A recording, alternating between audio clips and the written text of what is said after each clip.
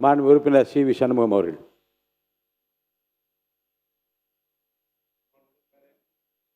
மாண்புமிகு பேரவைத் தலைவர் அவர்களே, மாண்புமிகு முன்னாள் முதலமைச்சர் மாண்புமிகு அம்மா அவருடைய திருவுருவ சிலையை மெரினா கடற்கரையில் இருக்கின்ற தமிழ்நாடு உயர்கல்வி மன்றத்தில் இருக்கின்ற திரு ஜே அம்மா மாளிகையிலே வளாகத்திலே முழு உருவ சிலை அமைக்கப்பட்டிருக்கிறது.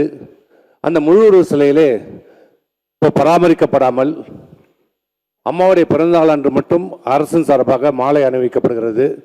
மற்ற நாட்களில் அது பராமரிக்கப்படாமல் இருக்கிற காரணத்தால் மாண்புமிகு பேரவைத் தலைவர் வாயிலாக இந்த அரசு மாண்புமிகு அம்மாவுடைய சிலைக்கு தினந்தோறும் மாலை அணிவிப்பதற்கும் முன்வழியாக செல்வதற்கு வழி ஏற்படுத்தி தந்து வேண்டுமென்றால் அந்த பராமரிப்பு செலவையும் மாலை அணிவிப்பதையும் நாங்களே ஏற்றுக்கொள்கிறோம் என்று மாண்புமிகு முதலமைச்சர் அவர்களுக்கு நான் ஏற்கனவே கடிதம் கொடுத்திருக்கிறேன். மாண்புமிகு பேரவைத் தலைவராக அதை முதலமைச்சருடைய கவனத்திற்கு கொண்டு சென்று அதை நிறைவேற்றி தருமாறு கவனத்தை கேட்டுக்கிறேன். மாண்புமிகு உயர்கல்வித்துறை அமைச்சர் அவர்கள். மாண்புமிகு பேரவைத் தலைவர் அவர்களே, மாண்புமிகு முன்னாள் அமைச்சர் விடுத்த கோரிக்கை என்பது மிகவும் முக்கியமானது. எங்கள் அரசு முன்னாள் முதலமைச்சர் மாண்புமிகு மேடம் ஜெயலலிதா அவர்களுக்கு என்றும் உரிய முக்கியத்துவத்தை இழந்து விடாது என்பதை இந்த நேரத்திலே நான் தெரிவித்துக் கொள்கிறேன். முன்னாள் அமைச்சர் அண்ணன் KP அன்பழகன் அவர்கள் உயர்கல்வித்துறை அமைச்சராக இருந்த பொழுது 2021 லேடி வெலிங்டன் கல்லூரிக்கு அருகாமையிலே சென்னை கடற்கரை சாலையில் உள்ள லேடி வெலிங்டன் கல்லூரி வளாகத்தில் 9 அடி முழு உருவ மாண்புமிகு முன்னாள் முதலமைச்சர் ஜெயலலிதா அம்மையாரின் திருவுருவச் சிலை நிறுவப்பட்டது. மாண்புமிகு முன்னாள் முதலமைச்சர் ஜெயலலிதா அம்மையார் அவர்களின் திருவுருவச் சிலை சென்னை லேடி வெலிங்டன் கல்லூரி வளாகத்தில் சுமார் 60 லட்சம் ரூபாய் செலவில் நிறுவப்பட்டு பராமரிக்கப்பட்டு வருகிறது. இச்சிலை மாண்புமிகு முன்னாள் முதலமைச்சர் திரு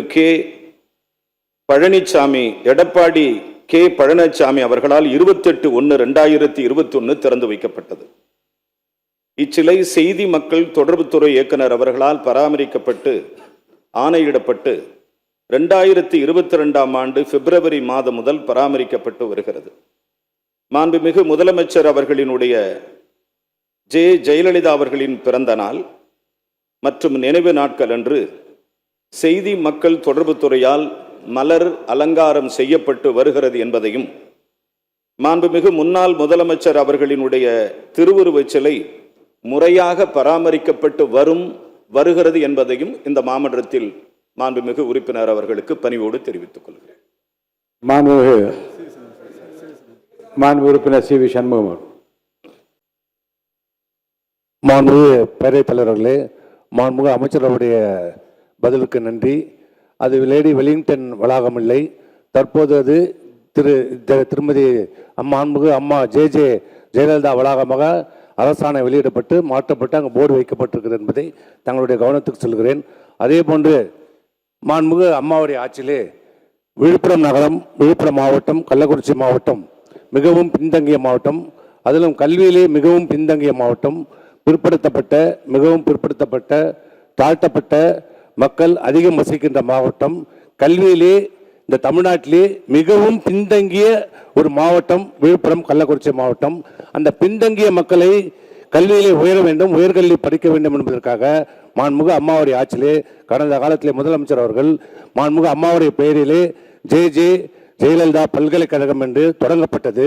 அந்த பல்கலைக்கழகத்தை பல்வேறு காரணங்களால் அது மூடப்பட்டிருக்கிறது. மாண்புமிகு இன்றைக்கு அமைந்திருக்கிற இந்த வெற்றி அரசு மாண்புமிகு அம்மாவுடைய பெயரிலே தொடங்கப்பட்ட அந்த பல்கலைக்கழகத்தை மீண்டும் அந்த ஏழை எளிய மிகவும் பிற்படுத்தப்பட்ட தாழ்த்தப்பட்ட மக்களுடைய உயர்கல்வி பயிலுவதற்கு வசதியாக அந்த பல்கலைக்கழகத்தை மீண்டும் தொடங்கப்படுமா என்பதை நான் தங்கள் வாயிலாக கேட்டுக்கொள்கிறேன்.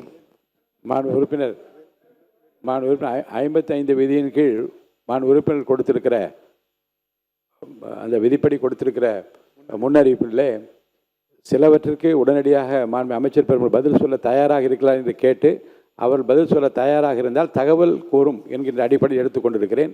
யார் யார் அறிவிப்பு கொடுத்திருக்கின்ற அவர்கள் மட்டும்தான் இதில் பேச முடியும். அடுத்தடுத்து கவன ஈர்ப்பு தீர்மானங்களை தகவல் கோருதலோ அல்லது கவன ஈர்ப்பு தீர்மானமாகவோ சிறப்பு கவன ஈர்ப்பு தீர்மானம் எடுத்துக்கொள்கிற போது மற்றவர்கள் பேசலாம்.